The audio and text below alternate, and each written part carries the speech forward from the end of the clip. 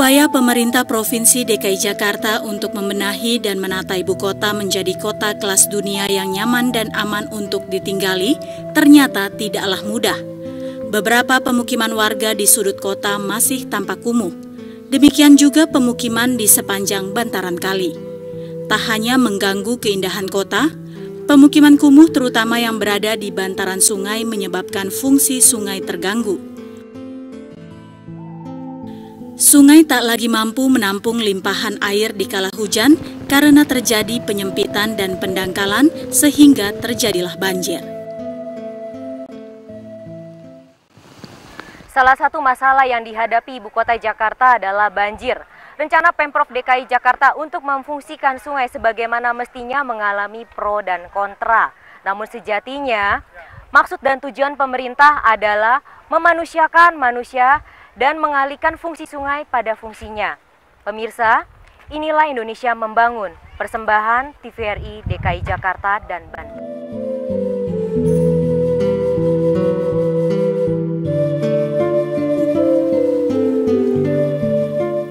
Mengatasi permasalahan pelik ibu kota, pemerintah Provinsi DKI Jakarta beberapa tahun terakhir gencar melakukan penataan baik pemukiman kumuh maupun bantaran kali. Pemerintah masih kesulitan untuk menata kawasan kumuh dan bantaran sungai sebagai bagian penataan Jakarta, terutama dalam hal merelokasi warga yang tinggal di sana.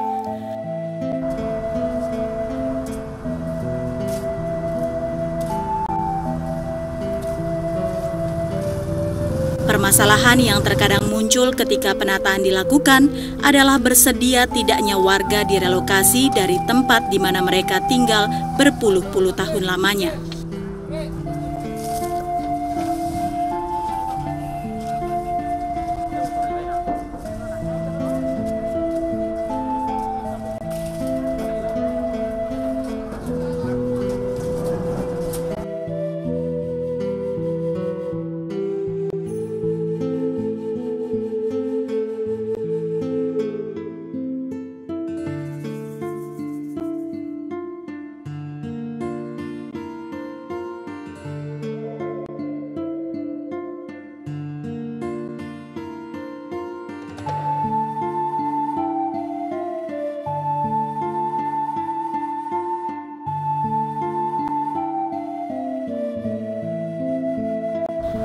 Dibutuhkan kebesaran hati para warga dan tentu saja kesabaran dari pemerintah Provinsi DKI agar Jakarta menjadi hunian yang aman dan nyaman untuk ditinggali.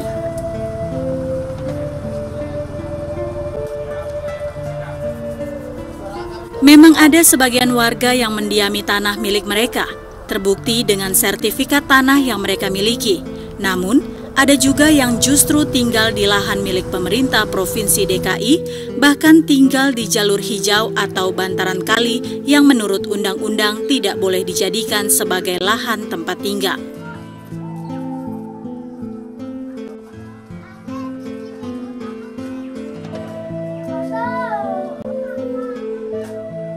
Dari sisi hukum, sebagian besar warga yang tinggal di bantaran kali itu memang tidak dibenarkan. Hampir semua warga di sana tidak memiliki sertifikat.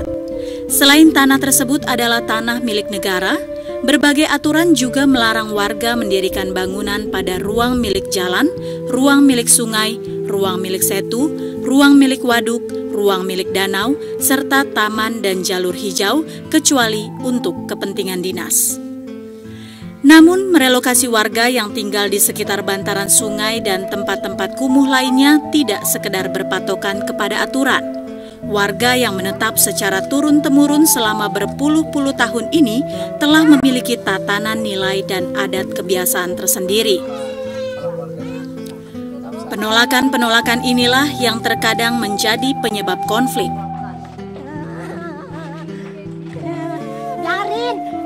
Tua tau nggak? Udah tua tau nggak? Ini ya yang masih panjang tau nggak? Dan kita mati korupin juga apa-apa, tau nggak? Ikhlas kita ya, bukan setahun 2 tahun di sini puluhan tahun tau nggak? Tapi nggak ada sosial sekali.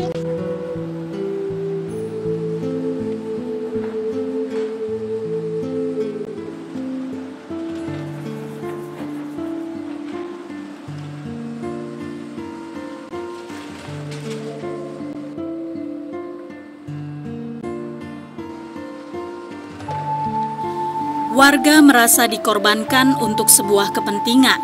Di lain sisi, pemerintah Provinsi DKI Jakarta belum menyosialisasikan kebijakannya dengan baik. Ketika kata sepakat begitu alot didapatkan, maka akan timbul paksaan.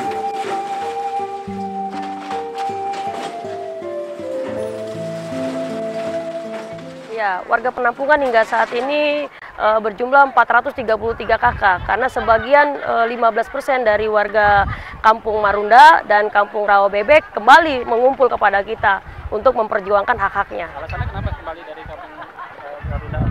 Ya, karena situasi di Kampung Marunda atau di Rawabebek, dia sangat tidak efisiensi untuk jarak pekerjaan maupun jarak anak-anak sekolah. Nah, selama ini selama di penampungan gimana kegiatan-kegiatan rumah tangga, kegiatan anak sekolah segala macam gimana? Ya, untuk anak sekolah yang kami sangat sayangkan sekali berdampak sangat tidak bagus, yaitu sampai mereka harus tidak sekolah, dan karena mungkin mereka tidak bisa untuk biaya hidup sekolahnya, dan akhirnya itu akan membuat warga hanya tetap bertahan di penampungan. Dan itu dari kondisi makan maupun yang lain-lain, kami banyak relawan yang selalu memberikan bantuan untuk warga Korium. Tapi kami malu kalau akan berdampak seperti ini terus. Makanya kami berharap ada solusi dari Pemprov DKI. Sampai kapan kami harus bertahan seperti ini? Usulan yang diajukan ke warga kepada Pemprov DKI seperti apa sih? Yang diharapkan sama warga ya, dalam kondisi ini kalau memang Pemprov DKI harus mengembalikan bangunan rumah kami, silakan. Tapi kalaupun Pemprov DKI harus mengembalikan dengan kompensasi ganti rugi, kami juga menerima.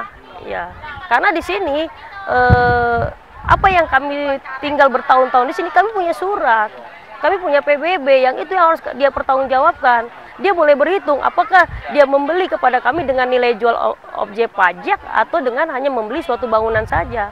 Karena ketika kalau seorang pemerintah ataupun negara ketika akan mengambil haknya untuk kepentingan umum, maka dalam Undang-Undang Pokok Agraria Pasal 18, pemerintah berhak memberikan ganti rugi kepada warga negara Indonesianya yang menempati di sini.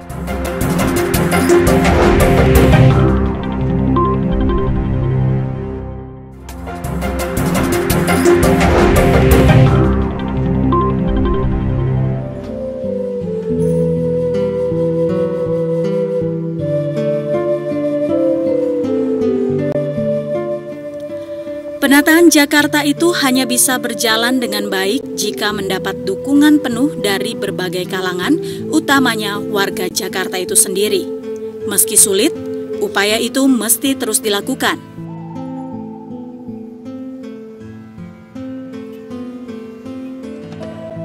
Revitalisasi sejumlah sungai di Jakarta merupakan salah satu langkah yang harus dilakukan agar sungai-sungai di Jakarta dapat berfungsi sebagaimana mestinya sehingga banjir dapat berkurang. Rencana merevitalisasi dan menormalisasi sejumlah sungai di Jakarta memang sudah dimulai sejak 2013 hingga saat ini.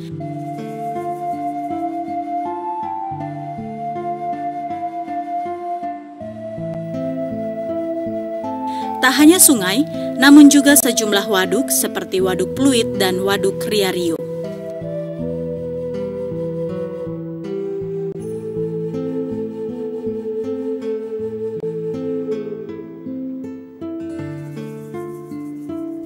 Penataan kota Jakarta terus berlanjut ke sejumlah tempat yang dianggap memberikan kontribusi kekumuhan terhadap wajah kota Jakarta, seperti kawasan Kalijodo dan Luar Batang.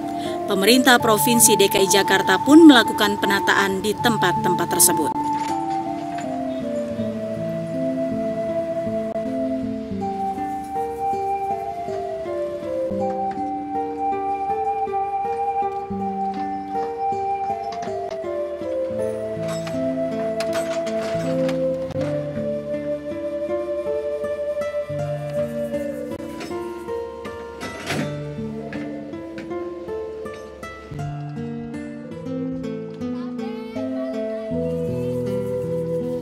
Dampak dari penataan itu tentu saja adalah merelokasi warga yang tinggal di sana. Langkah pemerintah Provinsi DKI Jakarta adalah menertibkan hunian, terutama hunian-hunian liar yang dibangun di atas tanah negara.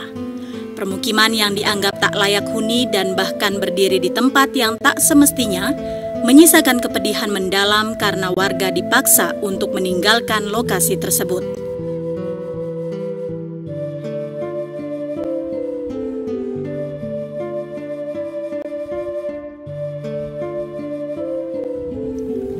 Bukan tanpa solusi, pemerintah Provinsi DKI Jakarta telah menyiapkan sejumlah dana ganti rugi bagi warga yang memiliki tanah secara resmi serta bangunan yang berdiri di atasnya. Pemerintah juga telah menyiapkan rumah susun sewa atau rusunawa di sejumlah lokasi untuk kelangsungan hidup mereka. Pemirsa, salah satu kebijakan pemerintah dalam penataan bantaran sungai adalah memindahkan penduduk bantaran sungai menuju ke rusun yang telah disiapkan oleh Pemprov DKI Jakarta. Dalam rusun ini, penduduk warga yang pernah tinggal di bantaran sungai dapat meneruskan hidupnya lebih layak lagi.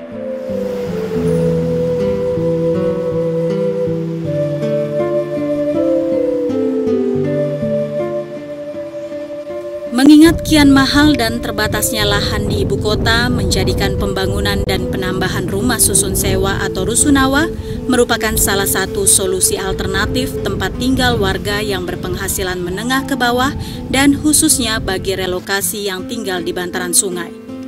Namun bagi warga yang direlokasi, kehidupan baru mereka di rumah susun sangatlah asing. Mereka tak terbiasa hidup di ruang bertingkat yang suasananya jauh berbeda. Apalagi rata-rata rumah susun yang disiapkan pemerintah Provinsi DKI Jakarta ini merupakan rumah susun sewa yang sampai kapanpun tak akan pernah mereka miliki. Lokasinya pun cukup jauh dari tempat mereka bekerja sehari-hari. Bingung? Tentu saja.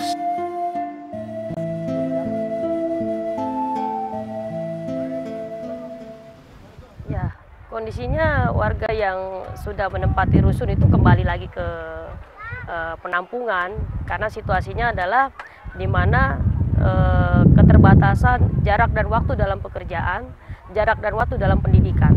Kurang lebih sekitar 15% yang sudah kembali. Jadi total yang dipenampungkan kami sekitar 433 kakak.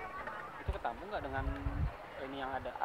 Justru ini ada bantuan dari TNI Angkatan Laut, ya semoga bisa menampung dari beberapa posko yang sudah kami siapkan. Dari tempat TNI itu ada 2 tenda, yang di Aula Masjid Keramat itu menampung sekitar 200 kakak, yang mungkin ada yang di tempat pasar ikan sendiri, seperti itu. Kalau untuk kehidupan sehari gimana? Dalam artian mengurusi untuk kegiatan sekolah, kegiatan rumah, gimana dengan penampungan kayak gini? Ya, ada sebagian warga yang tidak sekolah, itu mungkin keterbatasan karena ekonomi dan tempat tinggal. Kedua, mereka akhirnya makan atau bertahan untuk mendapatkan haknya itu dari hasil relawan yang ada.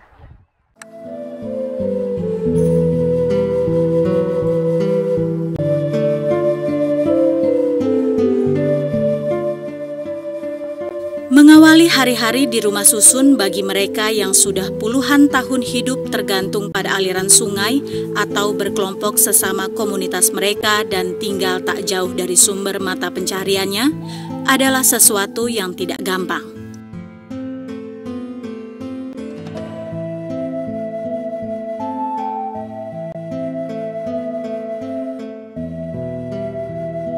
Saya keluhkan, saya ini kerja apa lagi? Sekarang saya perahu saya di sana, saya di sini. Terus kalau saya tidak ke laut, bagaimana saya makanannya lagi? Kalau udah habis duit yang persediaan yang sedikit ini, bagaimana lagi makan selanjutnya?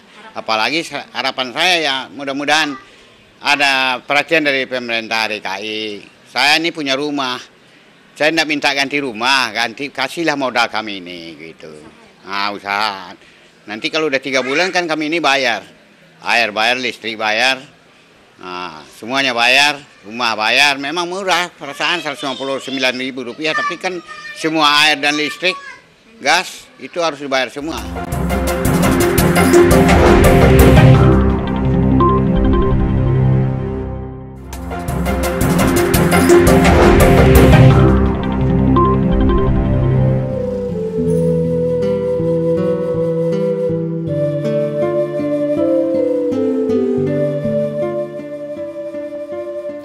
Dari sekian banyak warga yang direlokasi, masih ada sebagian warga lainnya yang belum mendapatkan rumah susun. Hal ini dikarenakan berbagai permasalahan, mulai dari tidak terdaftarnya warga sebagai penduduk kota Jakarta, hingga kurangnya unit rusun yang tersedia. Kegiatan untuk penertiban ya petugas kita di Rusun Jatinegara Barat dan rusun-rusun lainnya ini adalah merupakan kegiatan rutin. Tetapi kali ini kita melakukan penertiban itu lebih akurat lagi, yaitu di setiap unit yang ada itu kita tempelkan foto. Kita tempelkan foto, kemudian itu juga tertera tentang SP-nya, kemudian juga termasuk dia ada NIK-nya di sana, supaya lebih ketahuan lagi siapa sih sebenarnya yang tinggal di dalam rusun atau pemilik dari rusun yang ada tersebut. Ini tujuan kita supaya mempermudah administrasi ya petugas dengan pemilik unit seperti itu. Kalau jelas ada foto ya ada data yang tertera di sana, petugas kami juga mudah. Siapapun akan mudah melihat itu. Ya, oh benar antara foto dengan yang tinggal di unit. Sesuai juga dengan administrasi yang ada di kami. Ya, untuk warga yang di Kalijodo, kemudian di Pasar Ikan, mereka sudah dilakukan relokasi, yaitu di sebagian di Marunda, sebagian lagi di Rawabebek. Ya, mereka sudah menghuni di sana. Dalam waktu dekat kami juga akan melakukan pendataan, ya, pendataan untuk KTP-nya, kemudian juga kaitannya dengan administrasi lainnya, dan kita perlakukan sama dengan rusun-rusun yang lain. Ya, tentunya data-datanya kita akan foto dan sebagainya seperti itu.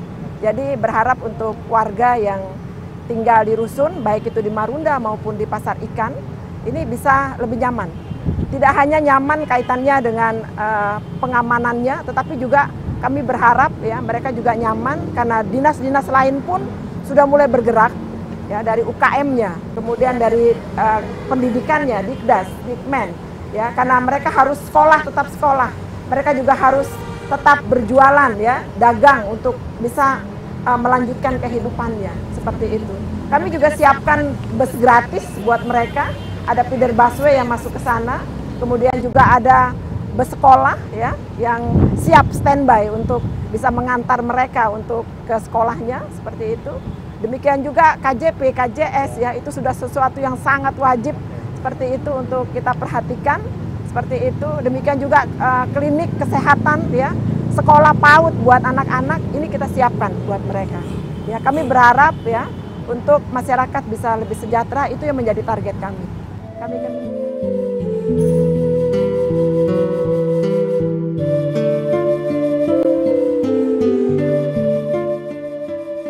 Untuk mencukupi pemenuhan kebutuhan perumahan, Pemprov DKI Jakarta mengucurkan dana 3 triliun rupiah untuk membangun rusun. Anggaran sebesar itu tidak hanya untuk pembangunan rusun baru, namun juga untuk kelanjutan pembangunan rusun tahun 2015. Setidaknya ada 8 titik rusunawa yang ditargetkan selesai dibangun tahun ini. Di 8 lokasi itu akan dibangun total 2.394 unit rumah susun sederhana sewa atau rusunawa.